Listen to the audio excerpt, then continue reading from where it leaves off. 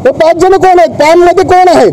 Pan मध्ये आहेत अजय पाटील त्याची मिसेस, हेमंत पाटील त्याची मिसेस, हेमंत म्हात्रे त्याची मिसेस, निलेश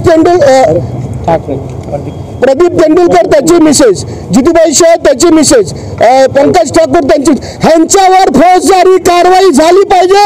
अग्निसेना जरी झाली नाही तर प्रचंड आंदोलन है शेतकऱ्यांसाठी इकडे उभा. दोस्तों नमस्कार, ताजी खबर के साथ में मैं आपके सामने मौजूद हाजिर हुआ। जी हाँ, मैं हूं मोहम्मद ताहिर। हम आपको दिखा रहे हैं वसई के पश्चिम डिपो के पीछे सर्वे नंबर 1-2 के यहाँ पर जो है महानगर पालिका ने कुछ कार्रवाई की थी करीबन 4 से 5 दिन पहले। हमने वहां पे अधिकारी से जानकारी भी ली थी कि ये यहाँ पर कार्रवाई किस तरह से की जा रही है। उन्होंने बताया था कि यहाँ पे जो कार्रवाई है की गई है, लेकिन वो जीसीबी हमारी नहीं है, वो जीसीबी प्राइवेट मानी जा रही थी। यहाँ पे बिल्डर द्वारा बुलाई गई थी। यहाँ पे पुलिस प्रोडक्शन भी लगा था, तभी यहाँ पे पीछे का जो हिस्सा था एक घर का तोड़ दिया गया था। हम आपको बताया चले वो टाइम पे यहाँ पर आगरी सेना के कैलाश पाटिल बॉम्बे में नहीं थे, लेकिन अब वो मौजूद हो गए हैं। उन्होंने यहाँ पे आज अपना प्रेस कॉन्फ्रेंस में बताया कि हम जिन्होंने यहाँ पे कार्रवाई की थी उनके ऊपर सख्त से सख्त कलम लगवाएंगे। जी मैं आपको बताते चले कैलाश पाटिल ने आज प्रेस कॉन्फ्रेंस में बताया है कि हम यहाँ पर अगर इनके ऊपर कार्रवाई नहीं होती तो हम यहाँ पे अमर ऑपरेशन भी करेंगे। जी हाँ, पिछले दिनों जब यहाँ पे महानगर पालिका के अधिकारी आए थे तो कैमरे के सामने से भागते नजर आए थे, छुप छुप के भाग रहे थे और गाड़ी पे बैठ के फरार हो गए थे तुरंत, क्योंकि यहाँ पे रुकने का समय ही नहीं मिला। हम जब ने उनसे जानकारी ली थी प्रोडक्शन भी कैसे लगा था, यहाँ पे प्रोडक्शन भी इसलिए लगा था क्योंकि बिल्डर ने यहाँ पे जो पुलिस में रहती वरिष्ठ अधिकारी के पास पहुंच के यहाँ पे पुलिस प्रोडक्शन लिया था, लेकिन महानगर पालिका से कुछ भी ऐसी इंफॉर्मेशन नहीं है कि उनकी जीसीबी है। जीसीबी जो प्राइवेट बताई जा रही, जीसीबी आज भी वहां पे मौजूद है। अब देखना यह है कैलाश पाटिल यहां पर इस कॉन्फ्रेंस के माध्यम से लोगों तक उन्होंने बात पहुंचा दी। अब कितनी जल्दी इनके ऊपर गुना दाखिल होगा, देखिए इस पर बनी हुई 7 स्टार टीवी की खास रिपोर्ट।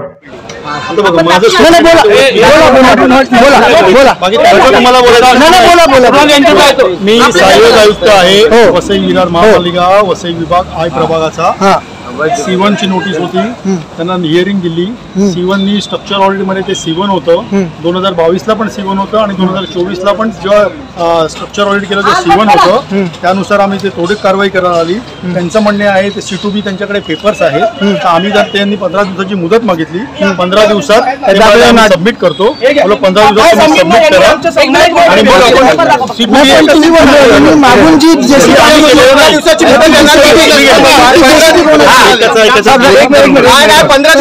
देऊन फसवून मागून कारवाई केली। एक मान्य नाही पेपर बघा C2B ची बिल्डिंग आहे, यांना दाखवली तरी घेत नाही। 15 दिवस दिले त्यांच्याकडे 2022 पासून मी देतोय, त्यांना दिले त्यांनी अक्नॉलेजमेंट दाखवली। हे बघा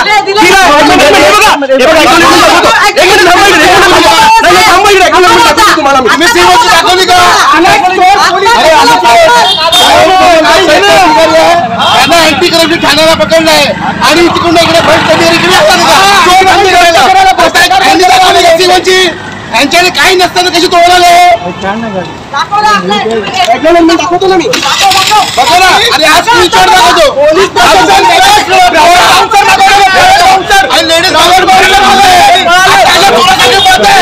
महानगरपालिका आणि आम्हाला न विचारता शांत बोला जे बोलायचं। हे बघा हे एक्नॉलेजमेंट आहे 16/7/2024 याच्यामध्ये माझी स्ट्रक्चरल ऑडिट रिपोर्ट, घराचा असेसमेंट उतारा, घराचे लेटेस्टचे लाईट बिल आणि घराचे आमचे 1987 पासूनचे टॅक्स पजेशन आम्ही सगळं दाखल केलेलं आहे नगरपालिकेमध्ये।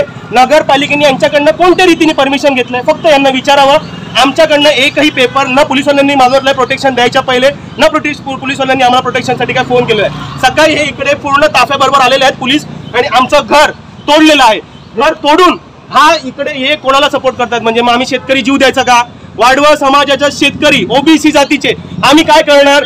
आमचं वडलोपार्जित घर आहे आणि तुम्ही एका साईडचं ऐकून तुम्ही आमचं घर तोडायला आणि त्यांना प्रोटेक्शन दिलेलं आहे, म्हणजे आता आम्ही जायचं कुठे? पोलीस आणि महाअधिकाऱ्यांच्या असताना मागून परमिशन नसताना सुद्धा अनलिगली माझं घर आणि घरात कोणीही नसताना कशी काय कारवाई होऊ शकते? कसं भेटलं?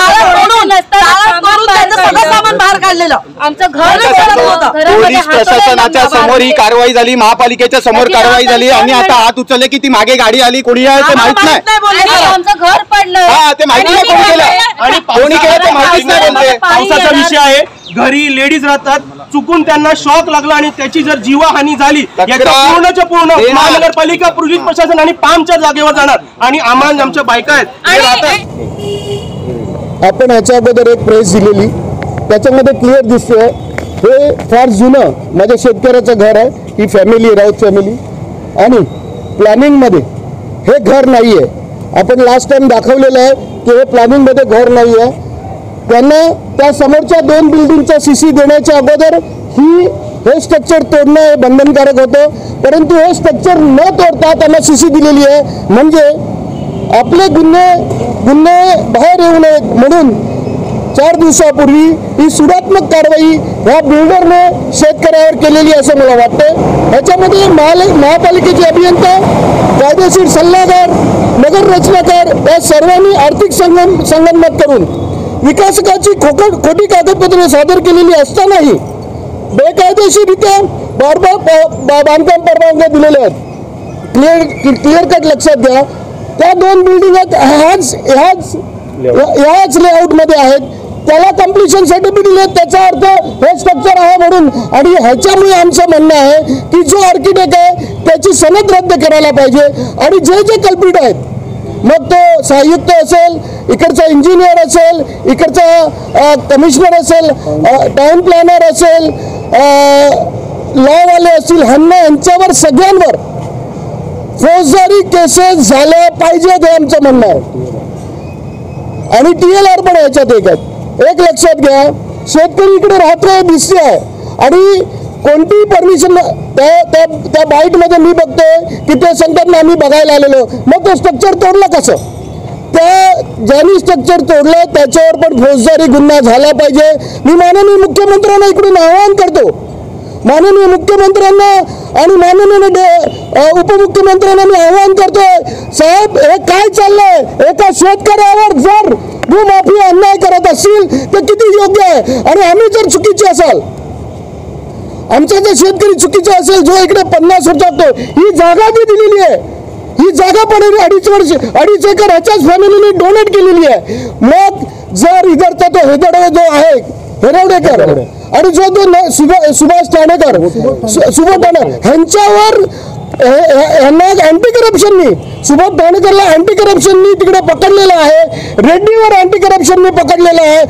हा जो आलेला सहायुक्त, हा नालायक सहायुक्त आहे, हा फक्त इकडे पैसे कमवण्यासाठी आलेला आहे. माननीय मुख्यमंत्री आणि उपमुख्यमंत्र्यांनी माझे हात जोडून निवेदन आहे की ह्यांच्यावर कारवाई झाली पाहिजे, नाहीतर आगरी सेना चूप बसणार नाही. जिथपर्यंत ह्या शेतकऱ्याला न्याय मिळत नाही तिथपर्यंत आगरी सेना चूप बसणार नाही. आता या सर्व विषयामध्ये आगरी सेनेची प्रामुख्याने भूमिका काय असणार आहे? माननीय मुख्यमंत्री आणि उपमुख्यमंत्र्यांनी निवेदन केलेलं आहे. ऑलरेडी आमच्या काही 25 विषय आहेत जे माननीय मुख्यमंत्र्यांकडे ते पेंडिंग आहेत, त्यामध्ये हा 26 विषय ऍड केलेला आहे. आणि जे कल्प्रिट आहेत हे भूमाफी आहेत. हे 5 जण कोण आहेत? पाममध्ये कोण आहेत? पाममध्ये आहेत अजय पाटील, त्याची मिसेस, हेमंत पाटील त्याची मिसेस, हेमंत म्हात्रे त्याची मिसेस, निलेश प्रदीप तेंडुलकर त्याची मिसेस, जितूबाई शाह त्याची मिसेस, पंकज ठाकूर त्यांची. ह्यांच्यावर फौजदारी कारवाई झाली पाहिजे. आगरी सेना जरी झाली नाही तर प्रचंड आंदोलन ह्या शेतकऱ्यासाठी इकडे उभारेल.